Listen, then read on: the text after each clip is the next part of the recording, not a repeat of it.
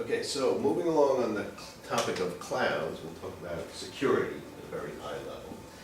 And so if you're a company or yourself, you're going to use cloud computing, there are some things that you have to take care of and some things that they have to take care of. So this is a you and them type of a talk. So we're using AWS, Amazon's Web Services, as them in this case. So cloud security is broken up into two parts.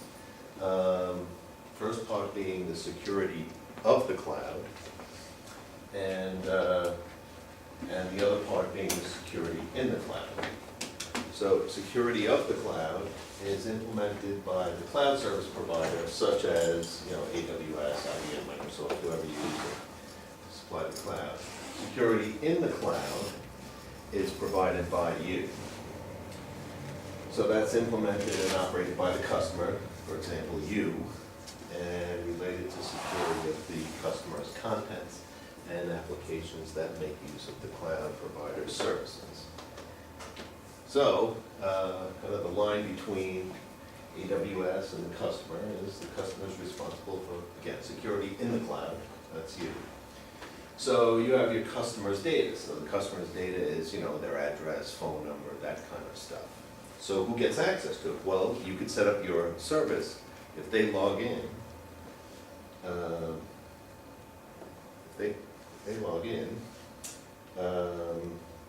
you could display their address and phone number to them. You might display their address and phone number to other people. It depends on how you set up your application. That's your application is going into the database, getting this data and putting it out to, depending on whoever the user is. So that's really for you to control. Can't blame AWS if you gave away customers' data. So, okay. So the platform, the applications, the identity, and the access management, that's also decided by you. What operating system you pick, the network and firewall configurations, that's also by you. So you can have an application that only wants to send out secure data, let's say port 443, right, HTTPS only. Well, you have to shut off all the other ports except for 443. That's your responsibility, not Amazon's responsibility. So client-side data encryption and authentication, that's also you. So you can decide if you want to send messages back and forth, if you want to use encryption algorithms, get a public key and a private key, send out the public key, get the data back, and use your private key to decrypt it. You'd have to ask for that service. When you log into your panel, you have to say, I want that service. You're going to pay extra for it, but then you'll have it.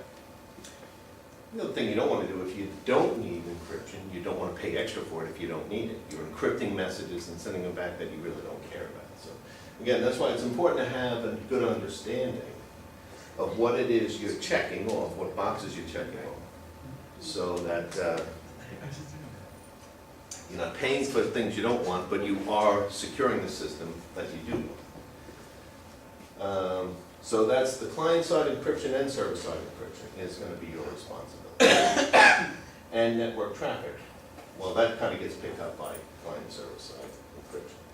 What the cloud company is going to be responsible for is the processor. They actually are supplying the processor, so storage on the processor. Storage for the database, they're going to secure your storage in a place that outsiders can't log directly into the storage and read it. And then, databasing and networking is also their responsibility. When we talked about AWS last class, that's an example, so I keep using them because they're a popular cloud provider, the most popular in the world now. We said they have regions, about 15 regions throughout the world, and then pretty much everybody in the world is either in the region or near the region, within like 1,000 miles of the region. And outside of the regions, there are, availability zones and edge locations which reach out to, we're in here. Okay. So things that you have to decide are like firewall related stuff. Which ports do you want to open? Which ports do you want to close? You pick that. You let ports in that you don't want to open and people get in, they're good.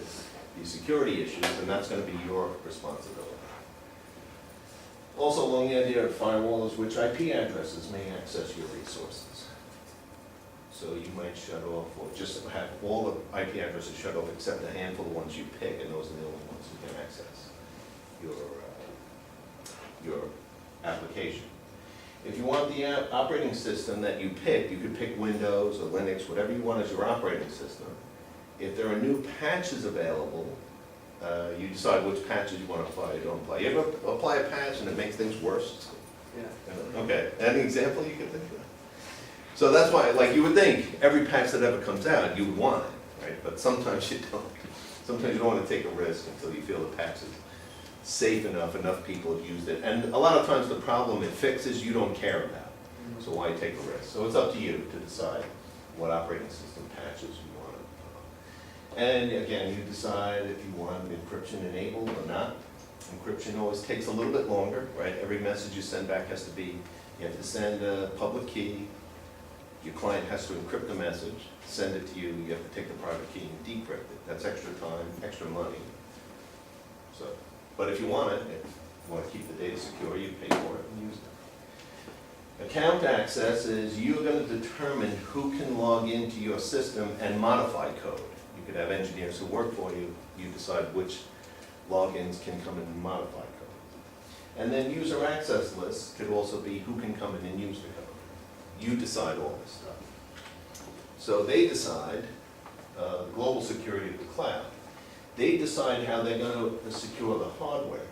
So we were saying last class that the cloud provider could have one processor dedicated to you, and if you start having a lot of traffic coming in, they could add another processor, and they'll have a router split your traffic through this other processor. Well, that other processor they're adding has to have the same security as the first one.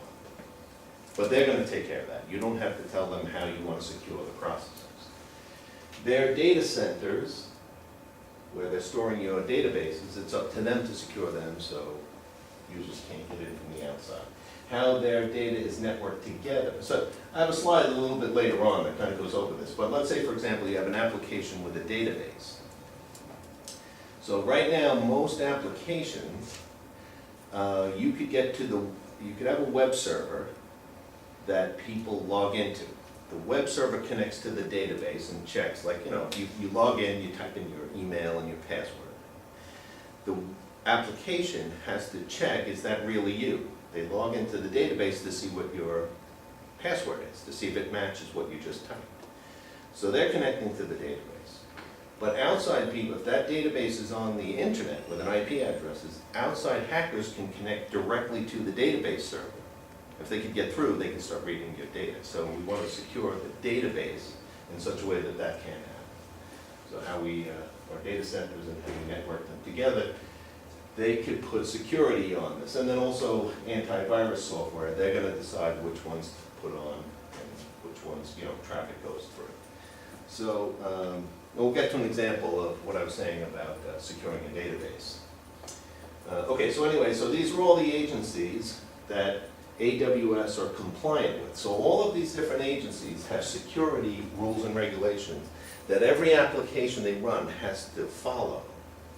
And everything as far as the security of the cloud, AWS has met all their conditions. So AWS is very secure. But that's why you're paying more for it. Okay. So if you're going to use IaaS, Infrastructure as a Service, so these are the subproducts within AWS, like the ECC, what's it called, the EC2, meaning 2 Cs, right? The Elastic Cloud, Compute Cloud, is the servers. And you could have small and big servers based on your need. The speed that they run at or how many you have could be based on how much traffic is coming in to your application. Where you keep your storage, the S3, the SSS, simple storage service, is where you can upload and share files to. That has its own security to it too. So your application is going to connect to your storage, read the storage, and then display the storage back. They want to have extra protection over the storage. You don't want hackers coming directly into the storage. And then the virtual private cloud, Amazon's private cloud runs services that are networked. So these are the different things that you can have as far as infrastructure as a service. And remember what we said about as a service, it just basically means you're paying it for it as a utility. Every time you use it, you pay for it. You don't pay a fixed price for the month or the year. It depends on how much usage you have, you get a bill at the end of the month. So that's what really that AaaS as a service is. Okay. Now one of the things that they'll do is when they do storage decommission. So I was trying to think of an example. Maybe one of you guys could think of an example. Where you have an application, you know, like an application like Twitter, people just keep tweeting. So Twitter's storage just keeps growing and growing. They never give away storage. But can you think of an application that the storage would grow and shrink? Like you load in a lot of storage and then after a while you delete it all and then you come back and load in more. Maybe pictures? What's that? Maybe service for Snapchat? Actually, Oh, Snapchat. okay. Yeah, that's a good idea. Yeah. Oh, yeah. So Snapchat, you upload pictures and then people see them and then they go away. Yeah, Okay. they go away after 24 hours. Okay. All right, so good. And they're supposed to be pictures that once they go away, nobody's supposed to be able to see them, right? Yeah. Time All right. sensitive. So for example, so suppose you're running an application, something like that. Now that's a good example, thanks. So, you record a picture in storage. People get to see it for 24 hours? I thought it was like 10 seconds. It's like if you're sending your picture to just one person, Right. then it's there until they view it. Sorry. Okay. Okay, but if then it's- it will go away. Yeah, but right? if you're messaging a group, it'll be in the group for 24 hours and then go away. Okay. All right, so then when it goes away, if you're sharing if you're sharing disk drive, if you're using a disk drive and it's growing and shrinking, you get the storage, you're using it, you put a picture there, and then it goes away. Now that storage is not yours anymore, so they want to shrink it so you don't get billed for it. So as the storage goes away, now suppose another application needs some storage, so they grab the storage where your picture used to be. You don't want the picture there, right? You want that storage scrubbed before it's given to somebody else. So what they'll always do is after the storage becomes unused, after you give it back to the cloud, you say, I don't need the storage anymore, they will have a program they call a hypervisor, which runs through the storage and sets all the bits to zero, something that nobody could ever get what used to be in your storage and read through it. Write applications that read the unused storage and display what's in there. So we've got to make sure that doesn't happen. So, okay, so then on the network, AWS protects against some of the very famous, cybersecurity attacks, like denial of service, and they use security groups and access control lists to block. So denial of service could be like if somebody writes a robot that keeps hitting your website so many times that the website goes down. Or someone tries to log in as you or all your customers over and over with a bad password and the accounts will all lock up. So, so the cloud can detect if either the same IP address keeps hitting your website trying to log in as a different person, they'll know that's an attack. They could block that IP address from coming through anymore and notify you about it. Attacks like man-in-the-middle attacks we talked about was when you're sending data that's unencrypted. Let's say you're in a coffee shop, you're in a Starbucks, and you're connecting to Snapchat. Well, they would want you to send it secure. But if you're sending data that was not secured, who you're sending it to, it could get sent through the router in Starbucks. They could take the message, read who it's being sent to, maybe even send it to somebody else, or just send it and then read the reply that's coming back. And they're reading the text that you're sending back and forth, the data streams you're sending back and forth. So they can use techniques, the cloud can use techniques that say, if they're going to connect to your laptop, if your application has a customer that's trying to connect to it, they will only accept messages that come from the IP of the customer. So they could ping the system to get the IP address and then only accept messages from those. So they could block out man-in-the-middle attacks. IP spoofing is where you're saying you send a message to somebody, but you're saying the return address is somebody else. So they could use host-based firewall infrastructures to block against that. They could check against port scanning. That's where they're hitting your service and just trying every port, you know, FTP, SSH. They're just saying, are these things working? Are they not working? If they're replying or not replying. So if the same IP address keeps hitting your device with a different port number, they could stop letting traffic in from that IP address. So, and the same thing for packet sniffing. So these are very common, you know, cyber attacks that the cloud can just take care of for you.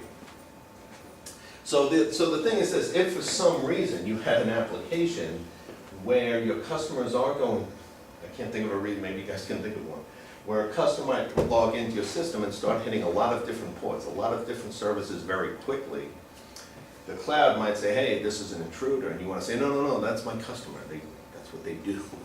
I don't know, can you think of a... Someone new to using technology where they just click everything until it works or something? Well, no, like if you were to create an application that for some reason your customer's hitting different programs very quickly, you know, different ports, so HTTP, HTTPS, FTP, for some reason they're hitting a lot of the ports on your machine. The cloud might shut it down thinking it's an intruder, and you would have to say, no, let them in, that's my guy. So. They're being redirected to different sections or places in the web page? Yeah, maybe if you had some, if you had heavy traffic coming into your port 443 and you kept routing it to different ports, and the same customer. I'm thinking about proxies where if one proxy doesn't work, you click on the other until you get the one that works. Yeah, it's just something like, I guess what I'm basically saying is that they'll protect against this stuff by default. And if for some reason, one of your actual customers you don't want being bothered is actually doing something that looks like one of these, you can let them through. So so the big thing about cloud computing is you don't need to know as much about creating an application as much as you need to know about running it. So you still need to know a sophisticated amount of cybersecurity knowledge, because when you configure your cloud, you're telling what can come through and what doesn't go through. And you have to know a lot to know, you know, you're answering a bunch of yes and no questions, but you have to know what you're doing. It's like taking a true or false test, right? But you gotta get 100 on the test. You might think, oh, it's an easy test, it's true or false, but you gotta get 100 or close to 100 with cloud. So otherwise you're not overpaying for services or having security holes in your system. Okay. So the Elastic Load Balancer, part of AWS, you can have security groups with inbound and outbound security restrictions. So you can restrict what traffic can come in, what IP addresses and ports come in, and which ones are allowed to go back out, to give answers back out. And then again with the EC2, the Elastic Compute Cloud, firewall configurations by default are the policy of deny all but, and then you start adding to the list of what you're going to let in. If you want to let everything in, you could say allow all, and you could then say but and start knocking out stuff. But by default, everything's locked out and you have to let stuff in. So you can use HTTPS encryption and encryption tunnel access through to get around a VPN. So again, you have to know a lot about security. What is, you know, network security when you start using the cloud, and how you want to let your users get through. It is very secure. Okay, and then one of the things they like to do is, like this one I know, our testing website, I have a web server and I have a database server, and they both have IP addresses available to the public. If you knew the address of my database server, you could try to log into it and change all the answers to your test questions, right? But it would be better if the database wasn't available to the public internet. So, you know, you could use subnets to place databases and non-internet facing subnets to avoid direct access from the internet. So our system, right, the EC2 is where your customers are accessing your application. They're coming in and they're trying to log in, right? They give a username and a password. The username and the password goes to the application tier.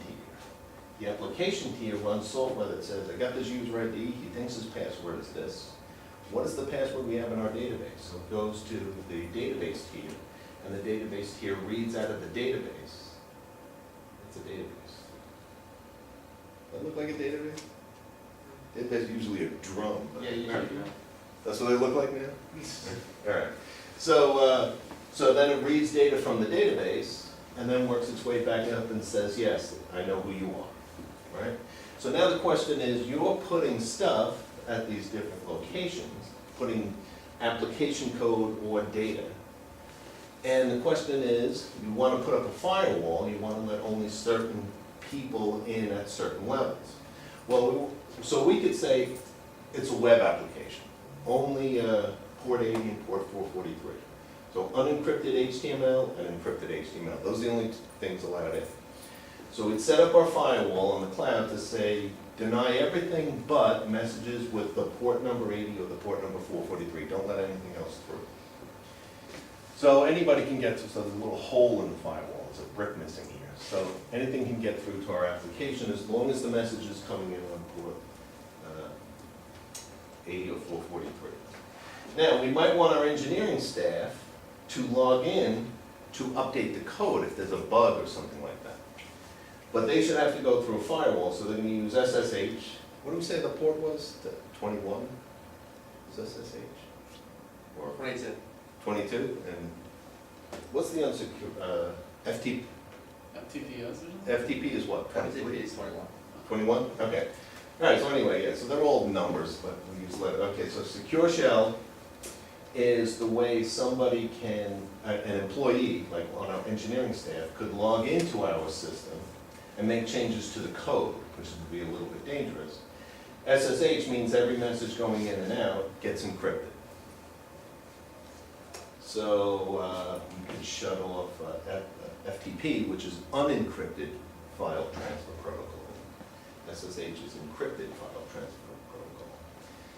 So, and then we could also have third parties could be allowed to put stuff into our database tier. So that would be actually, you know, so for example, if we were using Microsoft SQL Server as our database, because you could pick any database you want, we might want to let Microsoft get through and make changes to the database software itself.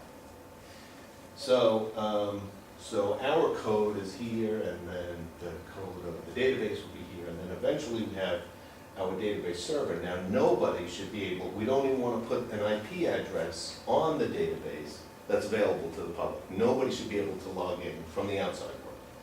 Only AWS could get to this. So that blocks us from having someone try to attack our data directly. The only way they can get through it is through you. Now, you have to make sure you don't let somebody maliciously get into the database and take data back. Okay. And, okay. Then Amazon also has this thing called a CloudWatch. So you can use CloudWatch to track logs and metrics that alert you by email or text message, however you want it to be set up. They give you basic monitoring for free. Right now, and this will always change over time, but right now it polls your system every 5 minutes, and you get 5 gig of ingression data storage and 5 gig of regular data storage. And then if you want to, you could pay extra and you could get detailed monitoring, which comes like, you know, monitors like every minute. As time goes on, the free one will maybe go to every 2 minutes, and this is what, every 30 seconds. How you doing? Okay. So when you get your AWS, dashboard, when you log in, remember we said you're paying for everything by a service. So, you know, so your dashboard might look something like this. Here's EC2, the, you know, the Elastic Compute Cloud, and it shows you how much every day, you know, by the hour, however you want it to be shown, how much you're using. And you're going to get billed every month for all the usage you have. So, so CloudWatch, it depends on how often it runs. If you want to have the version you have to pay for, it'll tell you how much you're paying for. So, you get a usage thing like this, and your bill every month varies. Okay. The other service that they provide is another great thing that, one of the most difficult things, if you create your own app, one of the things that you might want after a while is to study the behavior of your customers. You might want this. You might want to study the behavior of your customers to see if they're doing anything out of the ordinary, and that could set off an alarm. So, have you ever used a credit card in a way that you don't normally do, and then the credit card company calls your phone? They froze my Oh, accounts right, once. yeah. Yeah, like the, What? like this purchase seems to be like too far away from you, or. Oh, yeah, so it could be for a number of things. It could be geographically, like, if you're the kind of a person who doesn't move around much, right? So let's say you keep buying stuff in the town you live in, and then all of a sudden you're in Florida buying something, right? Now all of a sudden they're thinking, whoa, this guy never, right, this guy never goes there, right? So it could be you, could be that your card is stolen, so they might call you on your cell phone, and, you're standing online buying something. Decline. And then your phone rings, and they go, is that you? I'm calling from the credit card company, is that you? And you say, yeah, I'm in Florida. And then they'll let the purchase go through, right? Yeah, yeah. Or, Go ahead. or if the amount of money is very different, like you might have a range that you buy, you only spend between like $10 and $50 every purchase, then all of a sudden you buy something for $3,000. Yeah, I saw this vlogger who's a big car guy, right? And he actually was racing across the country, and so like he did nonstop, I think, from New York to Oklahoma or something. Okay. And when he went there, he got a call as soon as he got back in his car and saying, "Hey, hi, so we see that there's a purchase on your credit card from Oklahoma. And we Okay. checked the flight data. There's no flights from New York to Oklahoma Wow, in that okay. time." That's pretty good. He did faster than anything. Oh, so they're thinking it's not possible he could have physically got there, Yeah, 'cause- unless he was like in his car racing. Yeah, there's no Okay. I think it's. All right, that's pretty sophisticated, right? They're checking to see if it's even possible that you got it. Yeah, so I guess that makes sense, like, for example, if you buy something in New York and then 3 minutes later you're buying something in Los Angeles, whoa, that can't be. One of these things is not like the other. Yeah. So anyway, so they'll also supply for you user and entity behavior analytics. So they're just looking at, the behavior of the customer and to see if you're doing anything out of the ordinary, and you can set it up so, they call your customer before they let the purchase go through. Make sure, no one's using a stolen credit card, so. Okay, and so, yeah, all right, good. So, just things that you need to know on security for the cloud. So what I think the direction the world is heading is, a lot of companies are now putting their applications in the cloud, and they're saying, oh, we don't have to worry about having infrastructure people who put one copy in New York and one copy in upstate New York in case there's a power outage. You don't have to worry about that. The cloud company takes care of it. You might think, oh, we don't really have to do much, but you still have to know a lot. There are things that they're responsible for securing, but there are things that you are responsible for securing. You don't want to let people get through. And the other thing is you don't want to buy services you don't really need. If you're over-secure, a simple example would be you're encrypting stuff that doesn't need to be encrypted. And that's going to cost you more money and take more time. You don't need it. So you don't want to just log in and check off, yeah, I want encryption and I want to shut down the firewall. You got to know what you're saying yes and no to. So I think the best way to think of it is you're taking a true or false test because you're shutting things on and turning things on and shutting things off, but you got to get a high score on a true or false test. That's what cloud computing is turning into.